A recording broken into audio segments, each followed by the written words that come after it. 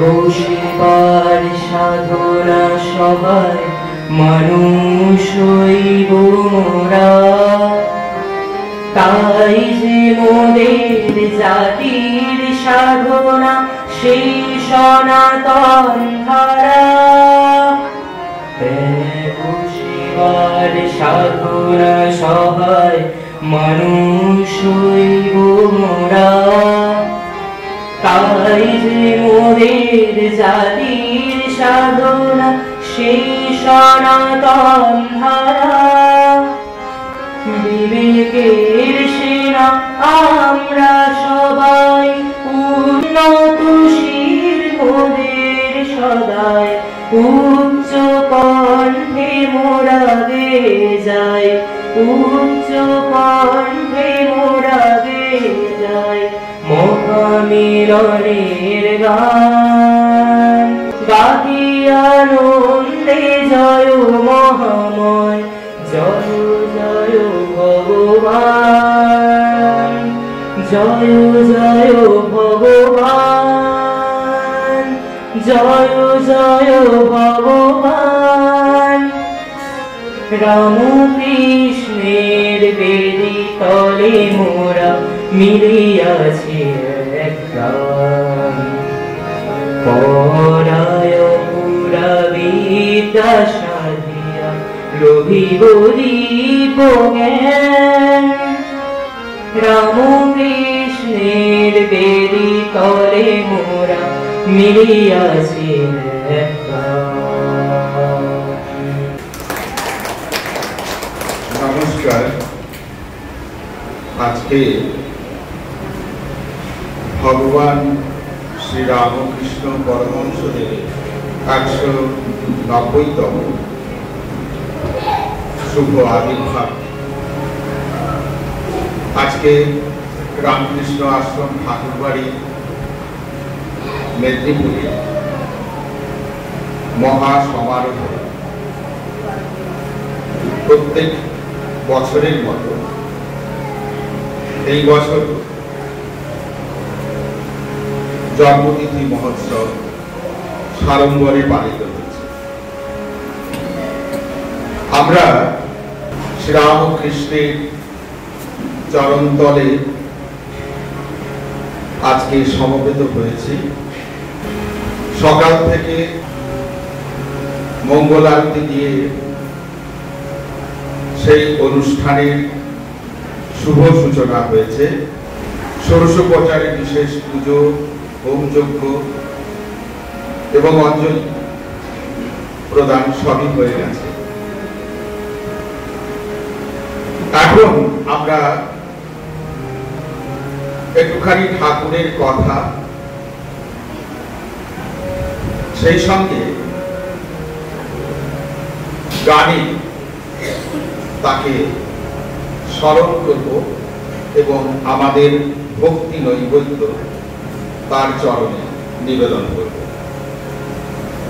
ওম তব কথামৃতম তপ্ত জীবনম ভূমিভীরিতম কল্মষাবহম শ্রবণ মঙ্গলম শ্রীমদাততম ভুবি নিন্নন্তি যে হরিদাজনম। সবেমাত্র ধুলো দেওয়া হইয়াছে। মাস্টার ইংরেজি পড়িয়াছেন, ঘরে হঠাৎ প্রবেশ করিতে পারিলেন না। তার দেশে বৃন্দে দাঁড়াইয়াছিলেন। জিজ্ঞাসা করিলেন, হ্যাঁ গা, সাধুটি কি এখন এর ভিতর আছেন? বৃন্দে বলছেন, হ্যাঁ, এই ঘরের ভিতর আছে। মাস্টারমশাই জিজ্ঞাসা করছেন, ইনি এখানে কতদিন আছেন? বৃন্দে বলছেন, তা অনেকদিন আছেন। মাস্টার একটু কৌতূহল বশত জিজ্ঞেস করছেন, আচ্ছা, ইনি কি খুব বই টই পড়েন? বৃন্দে বলছেন, আর বাবা, বই টই সব ওর। মাস্টার সবে পড়াশুনো করে এসেছেন। ভগবান শ্রী শ্রীরামকৃষ্ণদেব বই পড়েন না শুনে আরো অবাক হলেন। মাস্টার বলছেন, আচ্ছা ইনি বুঝি এখন সন্ধ্যা করবেন,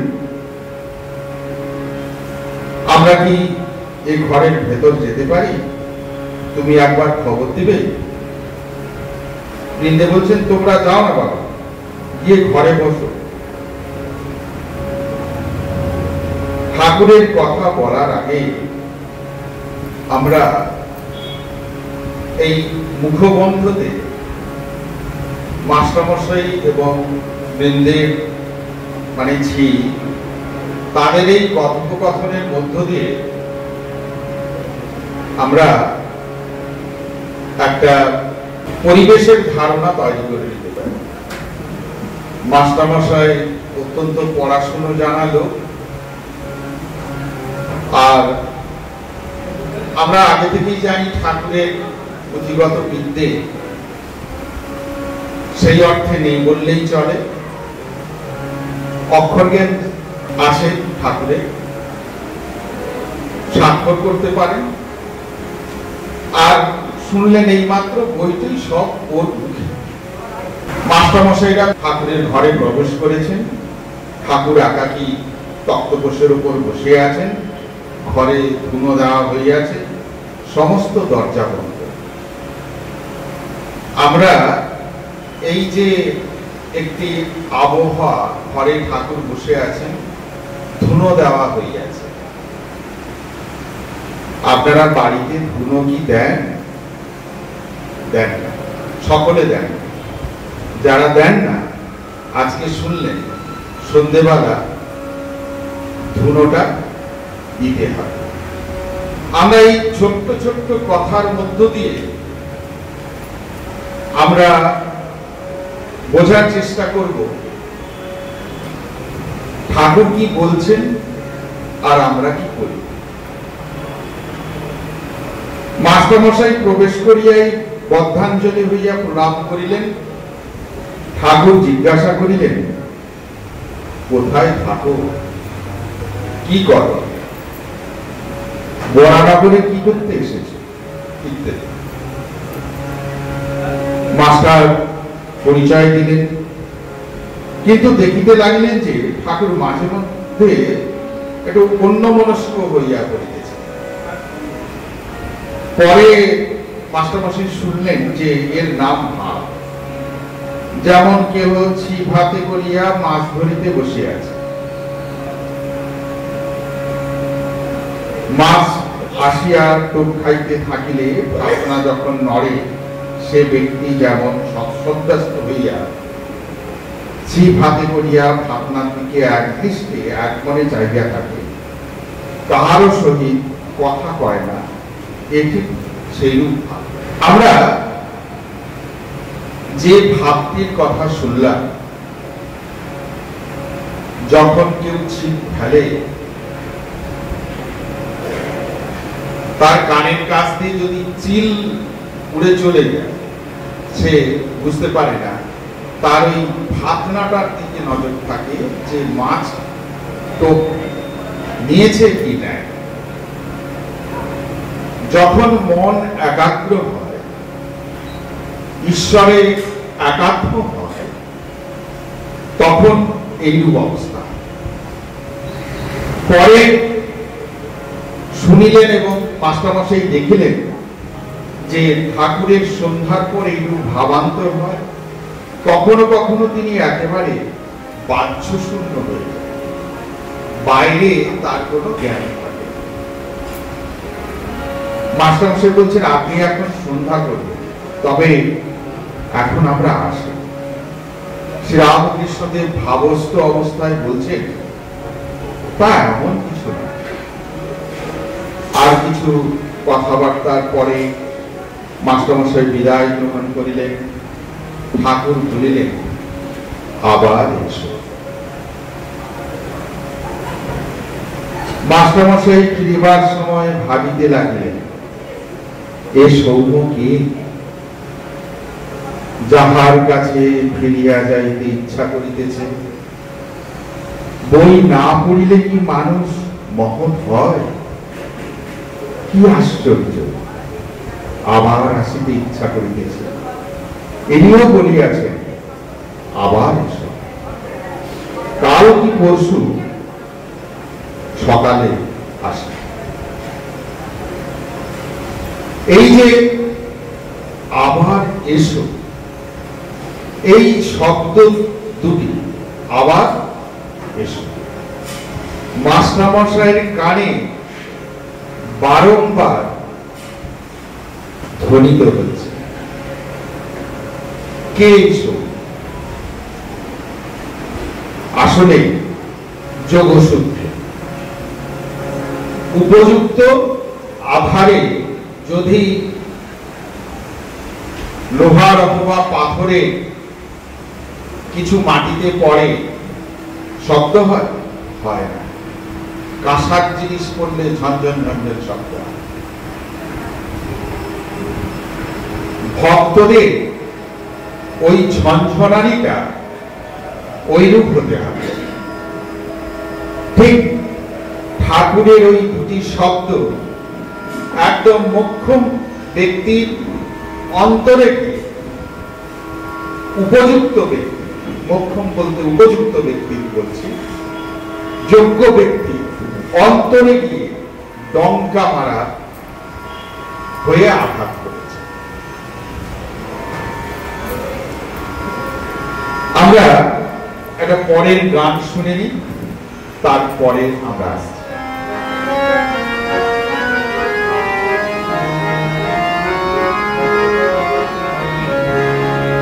অচ্যুত কণ্ঠে বন্দনা গীতে ভুবন ভরিয়া উঠেছে তব অমিয় বারতা দেশ দেশান্তরে, অমিয় বারতা দেশ দেশান্তরে, হৃদয়ে হৃদয়ে পোষিছে। অচ্যুত কণ্ঠে বন্দনা গীতে ভুবন ভরিয়া উঠেছে।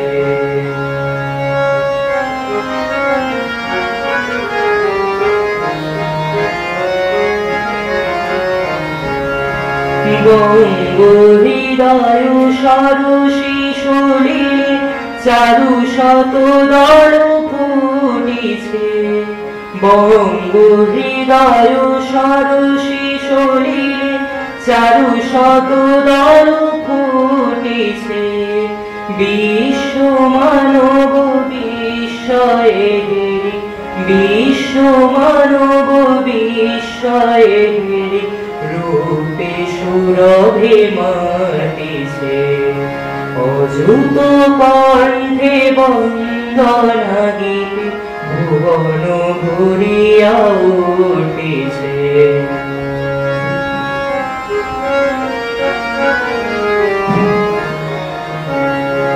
প্রেমের ভূতি পতাকা তোমার বিজয় গৌরবে ফাটিছে।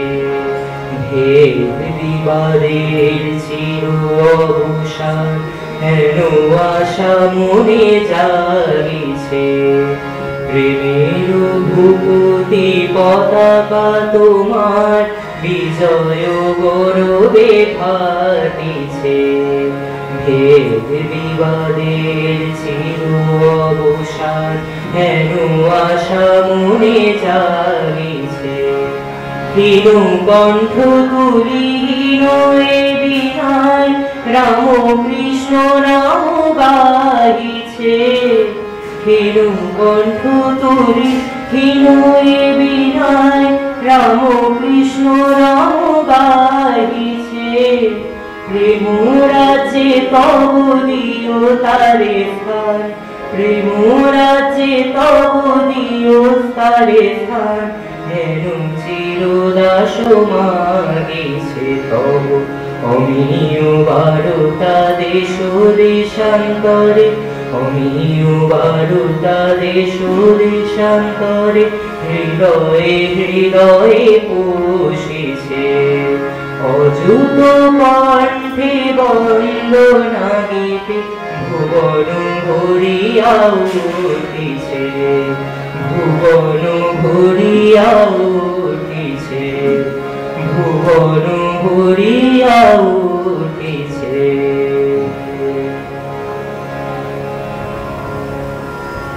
অখণ্ড মণ্ডলাকারং ব্যক্ত যেন চরাচরং তৎপদং দর্শিতং যেন তস্मै শ্রী গুরবে নমঃ।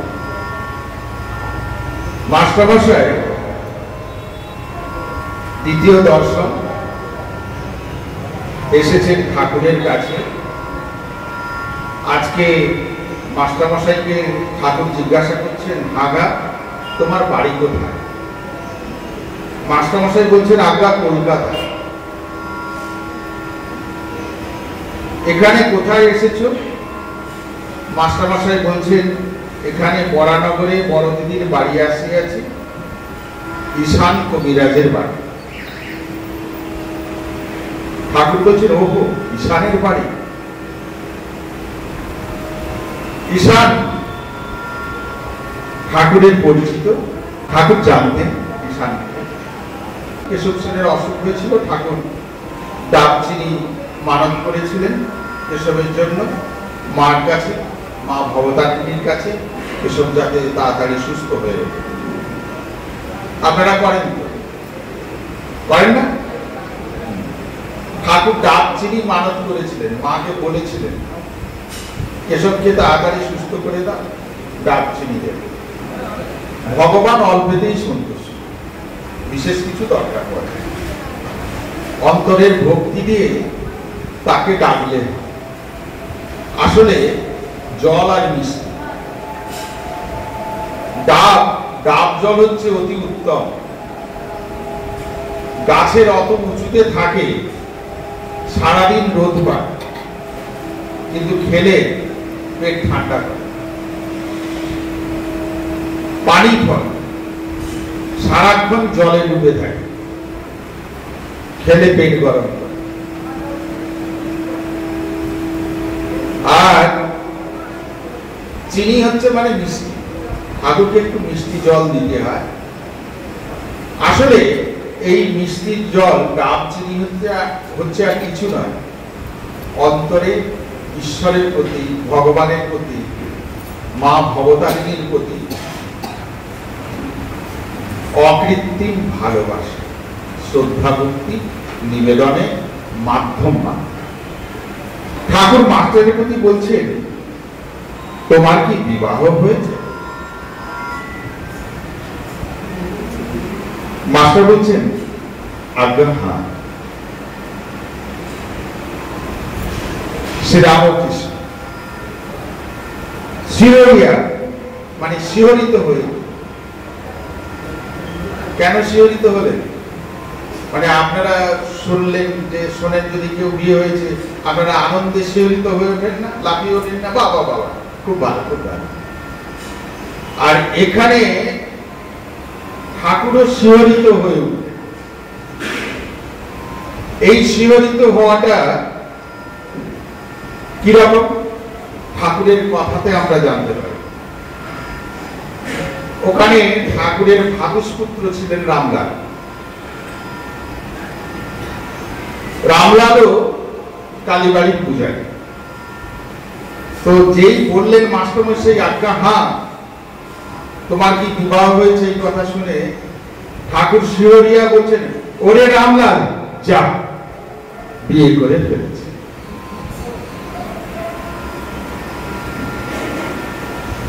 শুনে ওরে রামলাল, যা,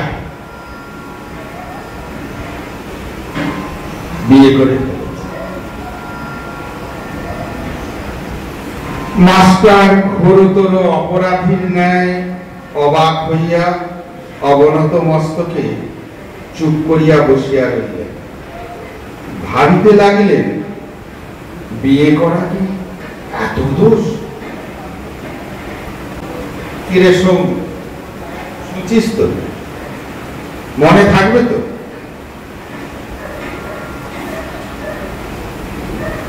বিয়ে করা কি এত দোষ? ও আবার বাপ মায়ের একমাত্র ছেলে, না করলেও ধরে বেঁধে দেবে, বা এখনকার যুগে তো ধরে বেঁধে দেওয়ার দরকার নেই, হয়তো একটা জুটিয়ে নেবে।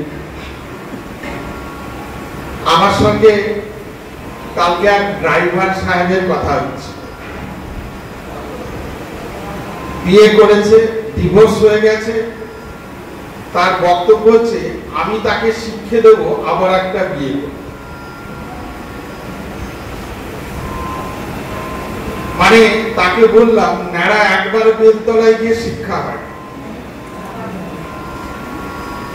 আমরা দেখে শিখি, শুনে শিখি, আর থেকে শিখি, মানে ঠক্কর খেয়ে শিখি।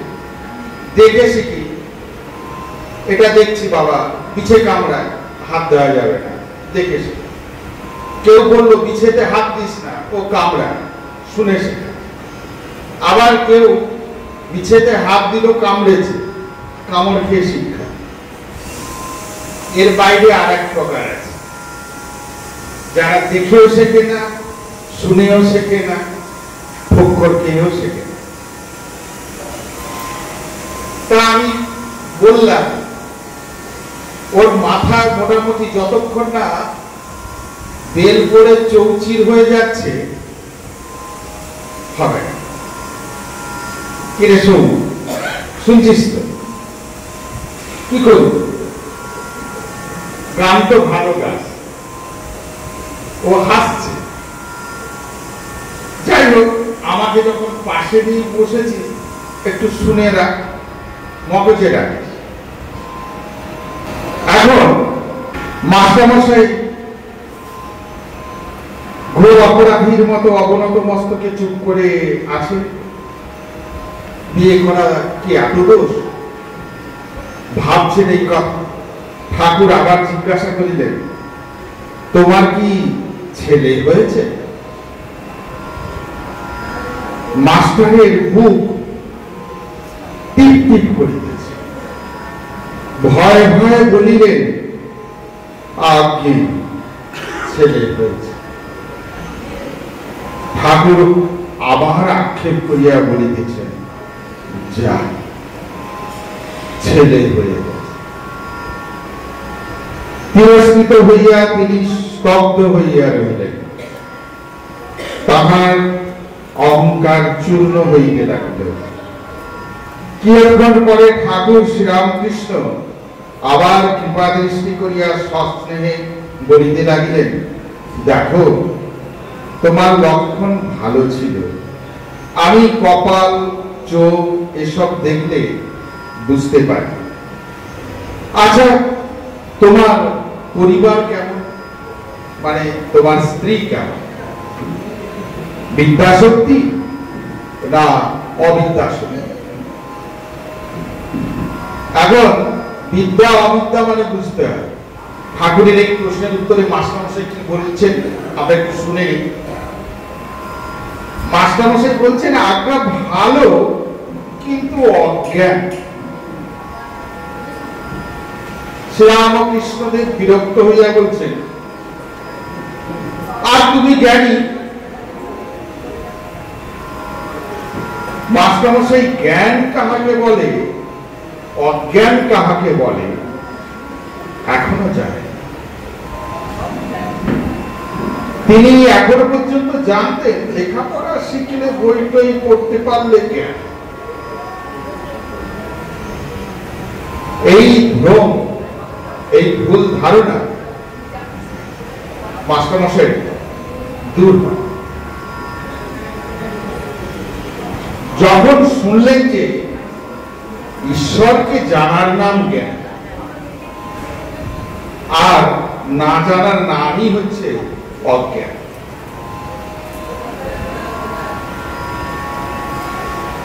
ঠাকুর বলিলেন, তুমি কি জ্ঞানী?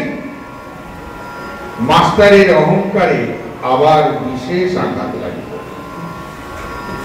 আমরা জ্ঞানী বলতে মনে করি আমাদের অনেকগুলো ডিগ্রি। আমি এত দূর লম্বা পড়াশোনা করেছি। মাস্টারমশাই অনেক দূর লেখাপড়া করেছেন, কলেজে পড়ান, কিন্তু এই নিরক্ষর বলবো না, অক্ষর জ্ঞান ওয়ালা পুঁথিগত বিদ্যা বা ডিগ্রি নেই, ডিগ্রিবিহীন এই ভগবান শ্রীরামকৃষ্ণের কাছে এসে জানছেন যে ঈশ্বরকে জানার নাম জ্ঞান, আর তাকে না জানার নাম অজ্ঞান। আমরা তাহলে জ্ঞানী না অজ্ঞানী? সবই অজ্ঞান। যে ঈশ্বরকে জেনেছে সে জ্ঞানী, যে জানার চেষ্টা করছে সে জ্ঞানী হওয়ার চেষ্টা করছে, আর যে ঈশ্বরকে জানে না বাকি সব জানে সে হচ্ছে অজ্ঞানী। তাহলে এই কথোপকথনের মধ্য দিয়ে আমরা আজকে নতুন কিছু শিখলাম। কথামৃতটি পড়তে হয়, একদম কথামৃতের শুরুতে এই বিষয়গুলো রয়েছে। আমরা পরে মাস্টারমশাইকে জিজ্ঞাসা করছেন, তোমার নিরাকারে বিশ্বাস না সাকারে বিশ্বাস? তো মাস্টার বলছেন, আপনার নিরাকার, তবে আমার এইটি ভালো লাগে। তা বেশ বেশ, একটাতে বিশ্বাস থাকলেই বলুন। তবে এ বুদ্ধি করো না যে এইটি কেবল সত্য আর সবই, এইটি যেন যে নিরাকারও সত্য আবার সাকারও সত্য। তোমার যেটি বিশ্বাস সেটি ধরে থাকে। এবারে মাস্টারমশাই এই দুই সত্য যখন শুনলেন অবাক হয়ে গেলেন। মাস্টারমশাই যে পড়াশুনো করেছিলেন তার সেই পুঁথিগত বিদ্যার মধ্যে এই বিষয়টি ছিল না।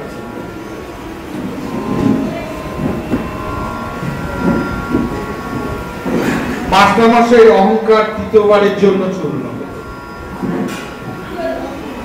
কিন্তু এখনো সম্পূর্ণ চূর্ণ বিচূর্ণ হয়নি। তাই আবার একটু মাস্টারমশাই তর্ক করতে উদ্যত হলেন। আগে থেকে সাকার এটি বিশ্বাস হলো, কিন্তু মাটির প্রতিমা তিনি তো নন। শ্রীরামকৃষ্ণদেব বলছেন, মাটি কেন গো, চিন্ময়ী প্রতিমা। চিন্ময়ী প্রতিমা বুঝতে পারলে না? যারা মাটির প্রতিমা পুজো করে সেই মাটির প্রতিমা কি করে ঈশ্বর হয়? মাস্টারমশাইয়ের মনে জিজ্ঞাসা, প্রতিমা তো মাটি, প্রতিমা তো ঈশ্বর না। তবে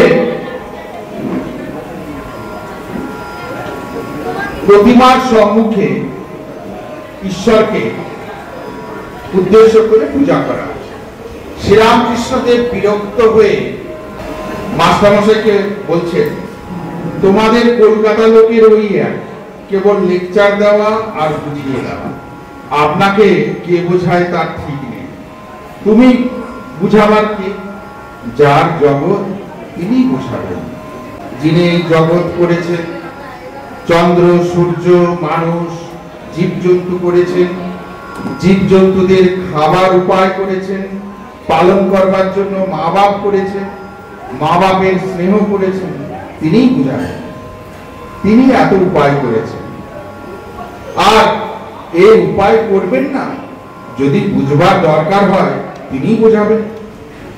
তিনি তো অন্তর্যামী। যদি ওই মাটির প্রতিমা পুজো করাতে কিছু ভুল হয়ে থাকে, তিনি কি জানেন না তাকেই ডাকা হচ্ছে? তিনি ওই পূজাতেই সন্তুষ্ট হন। তোমার ওর জন্য মাথা ব্যথা কেন? তুমি নিজের যাতে জ্ঞান হয়, ভক্তি হয়, তার চেষ্টা করো। এইবার তার অহংকার বোধ হয় একেবারেই চূর্ণ হইল। মাস্টারমশাই ভাবিতে লাগিলেন, ইনি যা বলছেন তা তো ঠিক, আমার বুঝাতে যাবার কি দরকার? আমি কি ঈশ্বরকে জেনেছি? না আমার তার উপর ভক্তি হয়েছে। আপনি শুধু স্থান পায় না, শঙ্করাকে ডাক। জানি না, শুনি না, অপরকে বুঝাতে যাওয়া বড়ই লজ্জার কথা।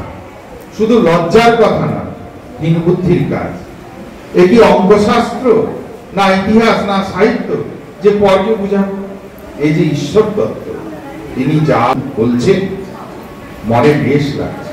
ঠাকুরের সহিত মাস্টারমশাইয়ের এই যে কথোপকথন, এই যে তর্ক বিতর্ক, এটাই প্রথম এবং শেষ তর্ক। মাস্টারমশাই এরপরে সারা প্রথামৃত প্রথম থেকে শেষ পর্যন্ত আদ্যপান্ত সমাপ্ত করলে আর মাস্টারমশাইকে আমরা কখনো কোথাও শ্রীরামকৃষ্ণ দেবের সঙ্গে তর্কে লিপ্ত হতে দেখব না। ঠাকুর বলছেন, তুমি মাটির প্রতিমা বলছিলে না, মাটির প্রতিমা পূজা যদি মাটিরই হয়, সে পূজাতে প্রয়োজন আছে। নানা রকম পূজা ঈশ্বরেরই পূজা, ঈশ্বরই আয়োজন করেছেন। যার জগৎ তিনি এসব করছেন, অধিকারী ফেলে যার যা পেটে মা সেইরূপ খাওয়ার বন্দোবস্ত করেন। এক মার 5 ছেলে, বাড়িতে মাছ এসেছে, মা মাছের নানা রকম ব্যঞ্জন করেছেন, যার যা পেটে। কারো জন্য মাছের পোলাও, কারো জন্য মাছের অম্বল, কারো জন্য মাছের চচ্চড়ি, কারো জন্য মাছের ভাজা, এইসব করেছে। যেটি যার ভালো লাগে, যেটি যার পেটে সে সেটি খাবে, বুঝলে? মাস্টারমশাই বলছেন আজ্ঞা। এখন আমরা এই কথোপকথনে মাস্টারমশাইয়ের সঙ্গে ঠাকুরের এইটুকুন আলোচনার মধ্যে দিয়ে বুঝলাম যে ঈশ্বরের অনন্ত রূপ, তিনি সাকারও বটে, নিরাকারও বটে। যে অজ্ঞান, সে জানে না, নির্বোধ। যে নিরাকারে বিশ্বাস করে কিন্তু সাকারকে সে মানে না, তার মানে তার নিরাকারেও উপলব্ধি নেই, সাকারেও উপলব্ধি নেই। যদি কোনো একটাতে তার আত্মজ্ঞান লাভ হয়, উপলব্ধি হয়, সেলফ রিয়েলাইজেশন হয়, তাহলে সে দেখবে যাহার নিরাকার তাহাই সাকার। যে নিরাকারে বিশ্বাসী, সে আর তখন সাকারেই সে করবে। আর যে সাকারে বিশ্বাসী, সে নিরাকারে বিদ্বেষ করবে না। আমরা খুবই ভাগ্যবান এই জন্য যে আমরা সনাতনী। আর আমরা সর্বোত্তম ভাগ্যবান যে আমরা শ্রীরামকৃষ্ণের চরণ তলে আশ্রয় লাভ করেছি। কেন এই যে যে কথাগুলো হচ্ছে, এই কথাগুলো আমি এবারে কুম্ভে গিয়েছিলাম। কুম্ভে 9 তারিখে রওনা হয়ে ওখানে 10 তারিখে পৌঁছেছিলাম।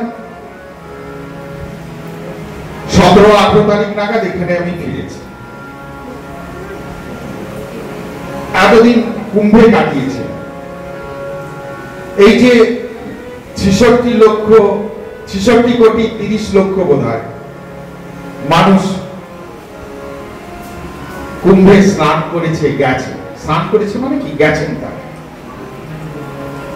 কোথাও দেখেছেন কোন হিংসা হয়েছে? কোথাও দেখেছেন কোন অবরোধ হয়েছে? কোথাও দেখেছেন কোন দাঙ্গা হয়েছে? হয়, হবে না, দেখবেন না। তার কারণ হচ্ছে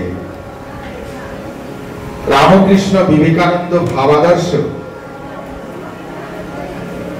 মায়ের আদর্শ, শ্রী শ্রী মা সারদা দেবীর আদর্শ সকলকে ভালোবাসার কথা বলে। সকলের মধ্যে সেই ঈশ্বর পরমাত্মা রূপে বিরাজ করছে। যে অজ্ঞান, যে মূর্খ, বোধই সে জানে না। মূর্খ, অজ্ঞানী হিংসে করে, বিদ্বেষ করে, বিবাদ করে, দ্বন্দ্ব করে। আমরা এই সনাতন ধর্মে, হিন্দু ধর্মে এবং বিশেষ করে বর্তমান যুগে রামকৃষ্ণ বিবেকানন্দ ভাবাদর্শে আমরা অবস্থান করে মায়ের ভাবাদর্শ আলাদা কিছু নয়, একই, ঘুরিয়ে ফিরিয়ে একই কথা। শ্রীরামকৃষ্ণ দেবের এই পৃথিবীতে আসা, আমি সবসময় বলি, দুটি গুরুত্বপূর্ণ বিষয়ের জন্য। আজকে আমরা সমাজে যে অসহিষ্ণুতা দেখছি আর যে নির্যাতন দেখছি, অবদান হিসেবে তার আসার পেছনে কারণ হচ্ছে তিনি জানতেন আগামী দিনে এই জিনিস ঘটবে। আগে থেকেই নির্দেশনামা তিনি দিয়ে গেছেন। এক, ভগবান শ্রীরামকৃষ্ণ দেব এমন একজন ব্যক্তি যিনি সমস্ত ধর্মমতে, সমস্ত ধর্মপথে, হিন্দু ধর্মের যে বিভিন্ন স্ট্রিম রয়েছে, শাক্ত, ব্রাহ্ম, শৈব, কালী, বৈষ্ণব, সাকার, নিরাকার, দ্বৈত, অদ্বৈত, বিশিষ্টাদ্বৈত, শুধু এখানে নয়, খ্রিস্টান, মুসলিম, সমস্ত ধর্ম মতে এবং পথে তিনি বিচরণ করেন, সাধন করেছেন। তারপর এই সিদ্ধান্তে তিনি এসেছেন সকলেই সেই একটা বড় সরোবর দিঘি, প্রত্যেকেই বিভিন্ন ঘাট দিয়ে নামছে, কেউ বলছে ওয়াটার, কেউ বলছে পানি, কেউ বলছে জল, অন্যরা তাদের তাদের ভাষায় নামে অভিহিত করছে, কিন্তু সকলেই ওই সরোবরের জলকে স্পর্শ করছে। সকলের উদ্দেশ্য ওই একে মিলিত হওয়া। সকলেই ওই নিরাকারে, কেউ সাকারে, আসলে সে তাকেই ডাকছে। অর্থাৎ অজ্ঞানতার কারণে, মূর্খত্বের কারণে হিংসা দেশে যে আমরা নক্কারজনক বিস্ফোরণ দেখছি দিকে দিকে, তার চিরতরে সমাধান করে দিয়ে যাও। যারা মূর্তি ভাঙে, যারা পুজো করতে বাধা দেয়, তারা সত্যি অজ্ঞান, মূর্খ, তারা জানে না বলে।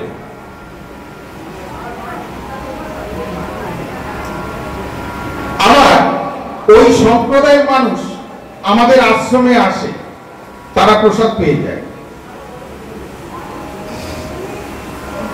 গতকালই একজন সন্ধ্যাবেলা এসছে, আশ্রমে এসে প্রেয়ারে যোগদান করেছিল, মুসলিম সম্প্রদায়। তারপর অফিসে এসে আমার সঙ্গে দেখা করে প্রসাদ খেয়ে গেল এবং প্রত্যেকটা উৎসবে আসে। এখানে মুসলিম সম্প্রদায়ের মানুষরাও আসে, তারা শ্রীরামকৃষ্ণদেবকে মানে, ভক্তি করে। অর্থাৎ সেই বোধ চৈতন্য হয়েছে। আমরা কিছু অজ্ঞান, মূর্খ, যারা হিংসে করে, বিদ্বেষ করে, হতে পারে তাদের সংখ্যাটা বেশি, কিন্তু সকলেই এরকম না। তার কারণ হচ্ছে, আমি তার জ্বলন্ত প্রমাণ, দৃষ্টান্ত, যে আমি তাদেরকে চিনি, জানি, যারা এই প্রতিষ্ঠানে আসে। গতকালই এখানে সন্ধ্যা আরতির খণ্ডন ভব ঠাকুরের যে আরতি হয় সেই আরতি অ্যাটেন্ড করেছে এবং আমার সঙ্গে অফিস ঘরে দেখা করে কথা বলে গেছে। তাহলে আমরা বিদ্বেষ করব না, হিংসে করব না। শ্রীরামকৃষ্ণদেব অবতার রূপে স্বয়ং ভগবান যখন পৃথিবীতে মানব রূপ নিয়ে জগতে আবির্ভূত হয় তাকে অবতার বলা হয়। তিনি জানতেন আগামী দিনে কিছু মূর্খ, পাষণ্ড, অজ্ঞান তারা এটা নিয়ে খুনোখুনি করবে, বিবাদ করবে, ঝগড়া করবে, দ্বন্দ্ব করবে। সেই জন্য তিনি সব পথে বিচরণ করে পরিষ্কার বুঝিয়ে দিয়ে গেলেন যে সব ওই এক। তুমি যার সঙ্গে বিরোধ করছো, যে যার সঙ্গে করছো, হয় সে যদি খ্রিস্টান হয় তার গডের সঙ্গে সে বিরোধ করছে, সে যদি মুসলিম হয় সে তার আল্লাহর সঙ্গে বিরোধ করছে, সে আল্লাহকে আঘাত করছে। কেউ যদি হিন্দু হয় সে যদি বিরোধ করে তাহলে সে তার ভগবানের সঙ্গে বিরোধ করছে, ভগবানকে আঘাত করছে। যারা এটা করে তারা অজ্ঞান, মূর্খ, তারা জানে না বলে এটা করে। তার কারণ এভরিথিং আমরা যা দেখছি that is the manifestation of god. ভগবানের সমস্ত কিছু সৃষ্ট, যা কিছু দেখছি, ভালো মন্দ, পাপ পুণ্য, জীব নির্জীব, সজীব, জন্তু জানোয়ার সব তার সৃষ্ট এবং তিনি সবার সবকিছুর মধ্যে বিরাজ করছেন।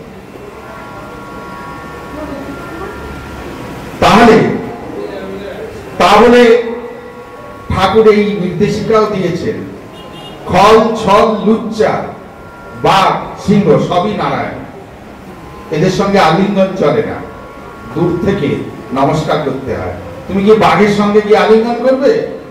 তাহলে কি হবে?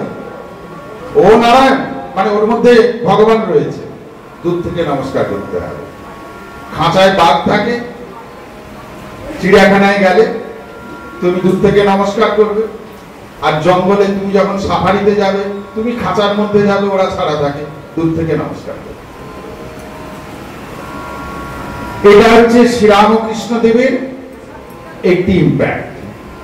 আর একটি ইম্প্যাক্ট আছে, মায়েদের উপর অত্যাচার, নির্যাতন, যাকে আমরা বলি মাতৃজাতির উপর নির্যাতন, নারী জাতির উপর নির্যাতন। শ্রীরামকৃষ্ণদেব বহু আগেই বুঝেছিলেন এটা হয়।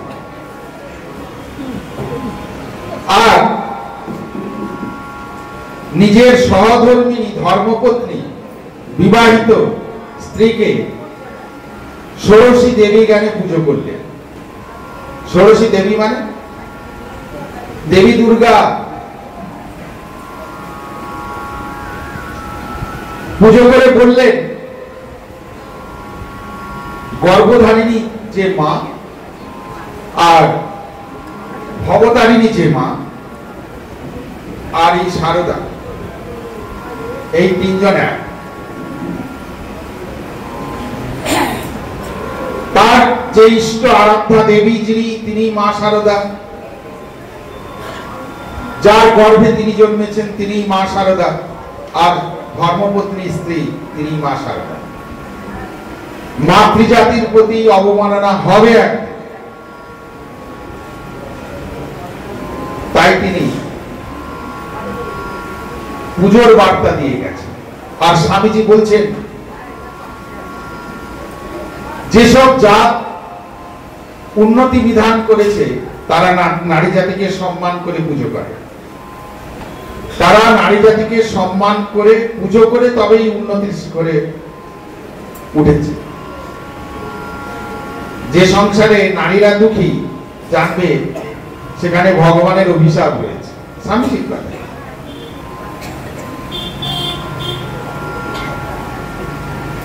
তাহলে শ্রীরামকৃষ্ণ দেবের দুটো দিক আমরা দেখলাম। এক, ভেদাভেদ দূর, কোন ভেদাভেদ নেই। মাতৃজাতিকে সম্মান।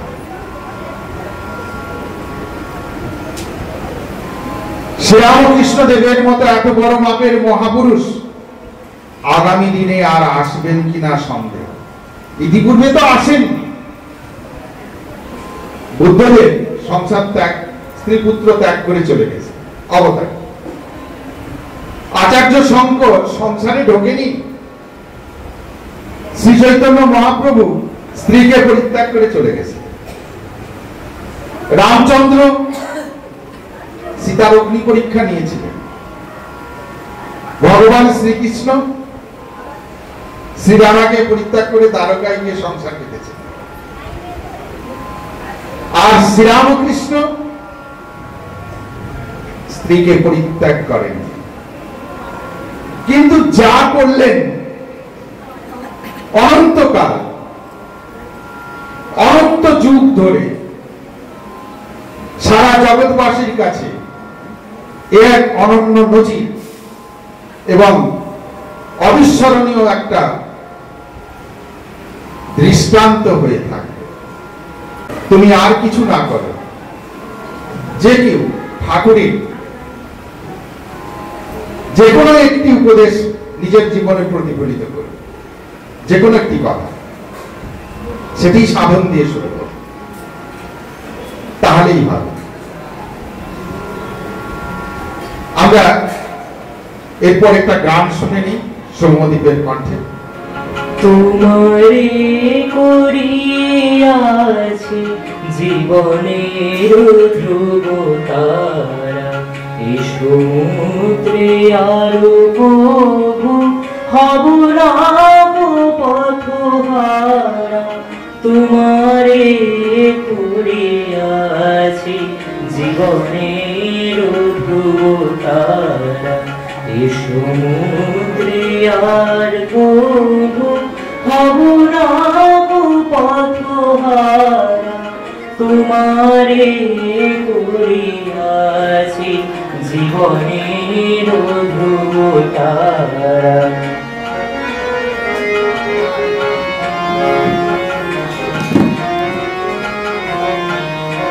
যেখানে যাই না তুমি প্রকাশিত থাকো, আকুল নয়ন জলে ঢালো কিরণ ধারা।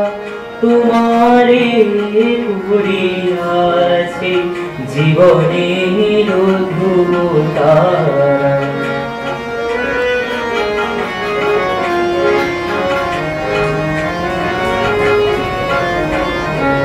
তবু সুখ সদা মনে জাগিতেছে সঙ্গ করে, অন্তর ভরে নাহে পুরো কিনারা। তবু সুখ সদা মনে জাগিতেছে সঙ্গ করে, অন্তর ভরে নাহে পুরো কিনারা। কখনো বিপথে যদি ভ্রমিতে চাহে এ হৃদয়, কখনো বিপথে যদি ভ্রমিতে চাহে হৃদয়। কমনীয় মুখেরি স্মরণে সে হয় সারা। তোমারে করিয়াছি জীবনের ধ্রুব তারা, এ সমুদ্রে আর বহু হব না পথহারা। তোমারে করিয়াছি জীবনের ধ্রুব তারা।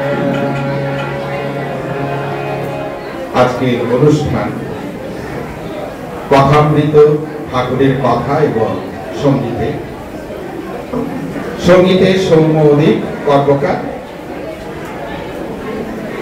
সৌম্যদীপকে অনেক অনেক শুভেচ্ছা। আর আপনাদের সকলকে আন্তরিক শুভেচ্ছা জানাচ্ছি।